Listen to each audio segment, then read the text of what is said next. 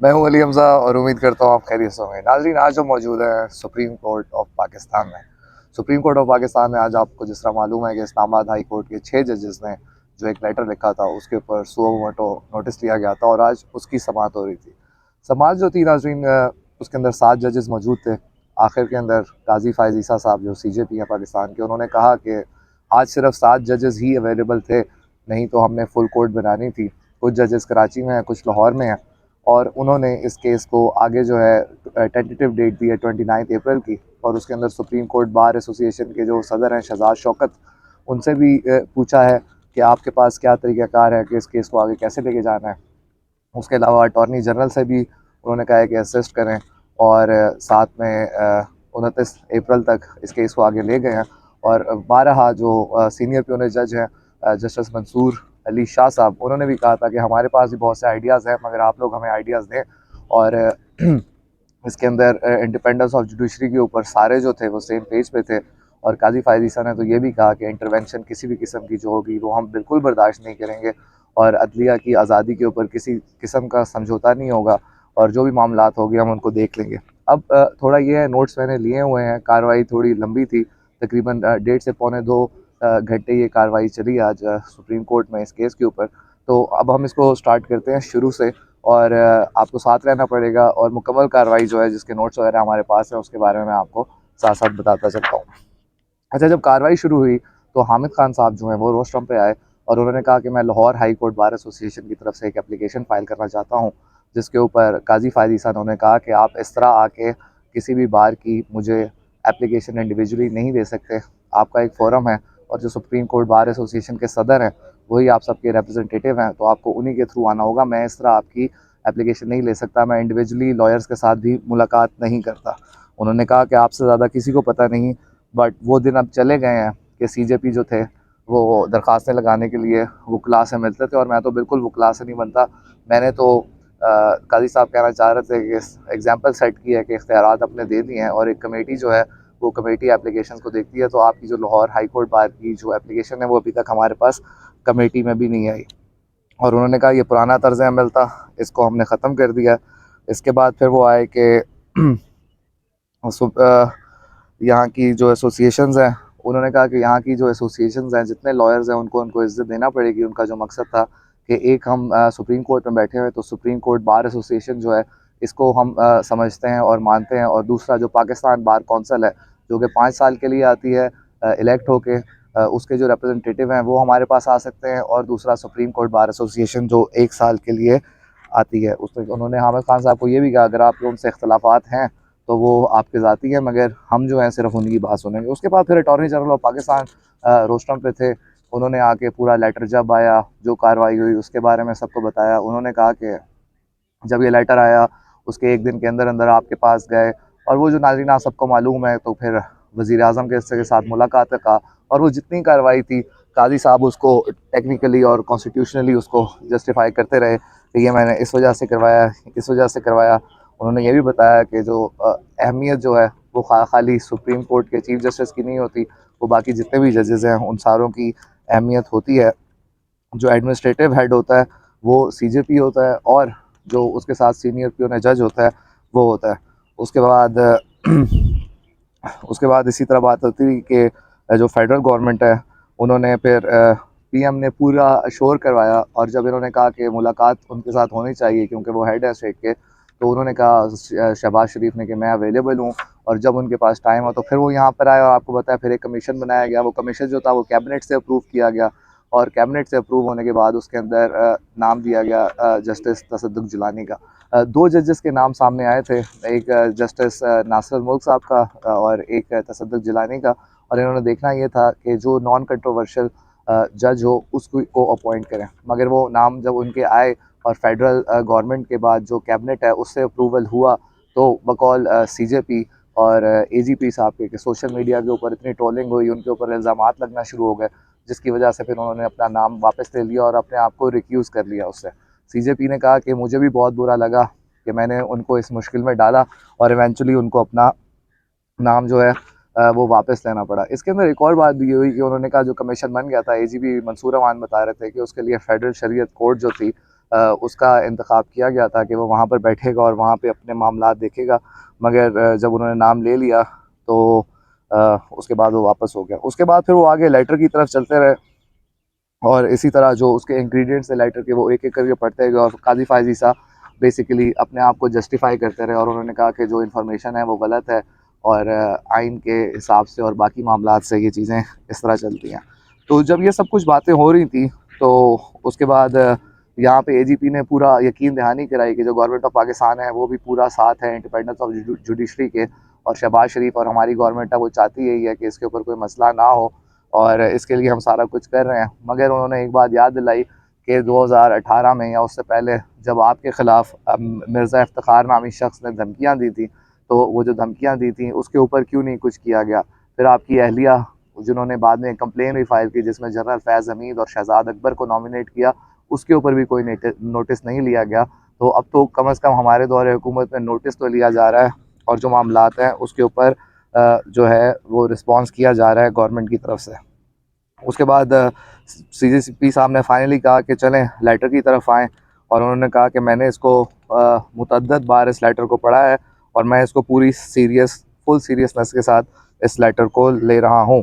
उसके अंदर उन्होंने कहा जो पहला पार्ट है उसमें जस्टिस शौकत अजीज़ सिद्दीकी साहब के बारे में लिखा हुआ है और कि किस तरह उन्हें हटाया गया और उनको अपनी सफाई देने का मौका नहीं मिला। यहाँ पे चीफ जस्टिस जो हैं काजी फायज ईसा वो अपने आप को 2-3 जगहों पे जस्टिफाई करते हुए भी नज़र आए कि जब से मैं आया हूँ तो मैंने जितने भी इंपॉर्टेंस के केसेस हैं मेरे पास जो भी लाए गए हैं मैंने उनको देखा है और मेरे फ़ैसलों से आपको पता लगा होगा कि मैंने बिल्कुल दुरुस्त फ़ैसले दिए और जो कानूनी तौर पे होता है उस पर बात की है। उस पर उनका जो वो रोशनी डाल रहे थे अभी ये जो आपका जस्टिस शौकत अजीज़ सिद्दीकी वाला केस था इसके ऊपर जो उनकी जजमेंट आई और उन्होंने कहा अभी रिसेंटली वो बाहर आई है, तो उस जजमेंट के अंदर भी यही कहा है कि जो सुप्रीम जुडिशल काउंसिल था उसके फैसले को इसलिए हटाया कि वहाँ पे उनको बोलने का हक नहीं दिया गया, वो अपनी बात जो थे वहाँ पे वो कर नहीं सके थे। उसके बाद फिर उन्होंने एक और बात की यहाँ पे कि जो सुप्रीम कोर्ट है उसने शक शुबा पूरा दूर कर दिया उस केस में और उन्होंने कहा प्रेशर जो होते हैं वो 2 तरह के प्रेशर्स होते हैं जजेस के ऊपर, एक वर्टिकल प्रेशर होता है और एक हॉरिजॉन्टल प्रेशर होता है। तो उन्होंने कहा कोलीग्स, फैमिली मेम्बर्स, फ्रेंड्स, बच्चों के थ्रू भी प्रेशर आ सकता है और जो वर्टिकल प्रेशर होता है वो भी आ सकता है। फिर उन्होंने कहा एक और जो सबसे बड़ा प्रेशर आजकल आ रहा है वो एक नई वबा जो फैली है सोशल मीडिया की, सोशल मीडिया का भी जजेस वगैरह के ऊपर बहुत ज़्यादा प्रेशर होता है। उसके बाद फिर वो बाय पैरा जो लेटर 6 जजेस का था उसको लेके चलते रहे और उसके अंदर फिर एक और बात आई कि जो 6 पैरा है उसके अंदर कोई पुलिस इंक्वायरी, उन्होंने कहा पुलिस इंक्वायरी कौन करेगा, या तो ये वो करेगा एफआईए करेगी या नैब करेगी या पुलिस करेगी, मगर इसके अंदर जो एक कमीशन हुकूमत फेडरल गवर्नमेंट जो बनाती है उसके इख्तियारात जो होते हैं वो सिविल कोर्ट से ज़्यादा होते हैं। वो जो इस्लामाबाद हाई कोर्ट है उनको भी वो कर सकती है, उनसे पूछ सकती है मामलात का और उनके पास जो होते हैं सारे इख्तियारात होते हैं क्योंकि ये एक गवर्नमेंट की तरफ से बनाया हुआ कमीशन होता है। उसके बाद ये बात करते रहे कि जो हैं वो, हाँ, फिर उसके बाद उन्होंने कहा कि वो उसका एक मीटिंग लेटर के अंदर ये भी लिखा हुआ है कि जो 6 जजेस थे वो गए थे सीजेपी बंदयाल के पास। उन्होंने कहा इसको ज़रा क्लियर कर लें कि मैं नहीं था वहाँ पे, चीफ जस्टिस उमर अता बंदयाल थे जिनके पास वो मुलाकात के लिए गए और जो एक रूल है या जो एथिक्स है उनके मुताबिक जो चीफ जस्टिस होता है सीनियर प्यूनर जज जो होता है उनके साथ मुलाकात होती है। उन्होंने कहा उस टाइम मुझे तो ना बताया गया ना कुछ कहा गया, उस टाइम बंदयाल साहब जो थे वो चीफ जस्टिस थे, सीनियर प्यूनर जज सरदार तारिक थे, उसके बाद मैं था और उसके बाद एजाजुल एहसन। तो एजाजुल एहसन और उमर अता बंदयाल उन्होंने इनसे मीटिंग की। अब वो ये कहना चाह रहे थे कि एजाजुल एहसन ने किस कैपेसिटी में उनके साथ मुलाकात की उसका मुझे नहीं मालूम, मगर उन्होंने कहा कि मुझे उसमें बिल्कुल लूप में नहीं रखा गया था। उसके बाद आगे चलते हैं तो उन्होंने कहा कि मेरे से ज़्यादा इंस्टीट्यूशनल रिस्पॉन्स किसी ने भी नहीं दिया और जितने मामला आते हैं मैं उनको देख रहा हूँ। और उसके बाद वो आगे चले गए, उन्होंने कहा सब जो हैं उनको अपने इख्तियारात में रहना चाहिए और हर इंस्टीट्यूशन को अपने उनके अंदर काम करना चाहिए। यहाँ पे नाज़रीन जंप इन करते हैं जस्टिस अतर मिनल्ला साहब और असर मिनल्ला साहब कहते हैं कि एजीपी साहब आप तो सारी अच्छी अच्छी बातें बता रहे हैं मगर मियाँ इफ्तिखार ने धमकियाँ दी थी चीफ जस्टिस काजी फायज ईसा को, उसके ऊपर आप लोगों ने क्या किया। चलें अब तो आप गवर्नमेंट के अंदर हैं मगर आप जो है एग्जेक्टिव कोई अपना काम कर रही है क्या, किसी चीज़ की इंक्वायरी की या किसी को सज़ा दी। अपना बताएं। उन्होंने कहा कि उसका लॉजिकल कंक्लूजन क्या निकला है, आपने कोई अमेंड किया उसके अंदर। उन्होंने कहा कि फिर वो बड़ा फेमस आज उनका था कि let's not pretend nothing is happening और everybody knows what's going on here, इस तरह की बातें की। उसके बाद जमाल बंदो खेल साहब ने कहा कि पीएम जो था उन्होंने एक गलती की थी पीछे, और वो उनका इशारा भी था जो काजी फायजीसा के ख़िलाफ़ रेफरेंस इमरान खान की हुकूमत में बनाया गया था कि वो जो एक गलती की थी उस वक्त के वज़ीर आज़म ने, और लॉ मिनिस्टर फ़रोग नसीम थे। और वो आपने बाद में देखा जिस तरह फ़रोग नसीम, इमरान खान वगैरह बॉल एक दूसरे के ऊपर शिफ्ट कर रहे थे कि उसने नहीं कहा था, उसने नहीं कहा था। उन्होंने कहा उसकी कोई इंक्वायरी हुई है, उसके ऊपर क्या हुआ उस तरफ भी तो अकाउंटेबिलिटी करें। और उसके बाद सीजेपी साहब जो थे उन्होंने इंटरवीन किया। उन्होंने कहा मेरी ज़ात के बारे में आप बात ना करें, मगर आप बात कर रहे हैं तो ये है कि आज के मामले को देख रहे हैं और देयर इज़ नो चॉइस ना हो कि अकाउंटेबिलिटी ना हो। यहाँ पे जस्टिस मंसूर साहब जो थे वो आए, और जस्टिस मंसूर साहब ने यहाँ पर आगे कहा कि हमारा एक सिलसिला ये है कि हम ऑस्ट्रिच की तरह जो है, शुतुरमुर्ग की तरह अपना सर जो है वो मिट्टी में दबा देते हैं और मामलात को आगे लेके नहीं चलते हैं। उन्होंने कहा जी ये हमारा फ़र्ज़ है और कि हम मामलात लेकर आएँ, कोड एक बनाएं कि बाहर से इस तरह की इंटरवेंशन ना हो। इसके ऊपर जस्टिस मंसूर ने यह भी कहा कि इसके ऊपर इंस्टीट्यूशनल रिस्पांस जो है वो बड़ा क्लियर चाहिए और हमें we'll have to play it through a system. उन्होंने कहा ये इंडिपेंडेंस के लिए जो है ये बहुत ज़रूरी है, ये जमाल बंदोखेल साहब ने कहा। और उसके ऊपर एकदम से जस्टिस अतर मिन अल्लाह साहब आए और उन्होंने आगे कहा कि अभी रिसेंटली ये एजीपी से मुखातब इस तरह से थे कि गवर्नमेंट क्या कर रही है। उन्होंने कहा रिसेंटली कुछ लोगों को इस अदालत की तरफ से बेल दी गई, मगर उनको बेल देने के बाद उनको दोबारा एमपीओ के अंदर पकड़ लिया गया और उनको बाहर नहीं निकाला। ये वो एजी साहब से कहते रहे। फिर उसके बाद जो शहजाद शौकत साहब हैं सुप्रीम कोर्ट बार एसोसिएशन के, उनको बुलाया गया और उनसे पूछा जी कि आपका क्या है इसके ऊपर मामला, आप क्या कहना चाहेंगे। तो उन्होंने कहा कि inquiry will be a good starting point, और हम we are with the idea of inquiry commission. और जो जो जो लोग इसको कमीशन को क्रिटिसाइज़ कर रहे थे उन्होंने गालिबन 2017 का एक्ट नहीं पढ़ा था, और कोई नो बॉडी सजेस्टिंग दी अल्टरनेट राउट, कोई ये नहीं कह रहा कि इधर उधर से जाएं, मगर जो मामलात हैं उनको सही तरह लेके चलें। उसके बाद जस्टिस अतर मिल्लाह साहब एक दफ़ा फिर आए। उन्होंने कहा ये जो एक्यूजेशन लगा हुआ है, जिनके ऊपर ये इल्ज़ाम लग रहा है मुदाखलत का, वो कोई आम इंस्टीट्यूशन है, उनको इन्वेस्टिगेट कौन करेगा? एग्जीक्यूटिव आप उनको इन्वेस्टिगेट करोगे? उन्होंने कहा कि जो 2018 का एक मामला चल रहा है that is also out to be investigated. और उन्होंने कहा कॉन्स्टिट्यूशनल जो है वो अनवर्कबल हो गया है। उसके अलावा उन्होंने कहा कि ह्यूमन राइट्स की वायलेशंस हो रही हैं, उसके ऊपर कोई बात नहीं करा। और फिर उन्होंने दोबारा कहा कि let's face the reality, it's a responsibility कि ये जितने मामलात हैं उनको देखा जाए, मगर एग्जेक्टिव बज़ाहिर ये लग रहा था कि उनकी मदद नहीं कर रही। उन्होंने कहा कि, और सीजेपी साहब ने दोबारा जंप इन किया, उन्होंने कहा कि मैं बिल्कुल टॉलरेट नहीं करूँगा जो भी इंटरवेंशन करेगा, और no intervention will happen under my watch. ये काजी फाजीसा साहब कह रहे थे। उन्होंने कहा था कि अब हमने सुओ मोटो ले लिया, अब हमने इसके ऊपर कुछ करना है।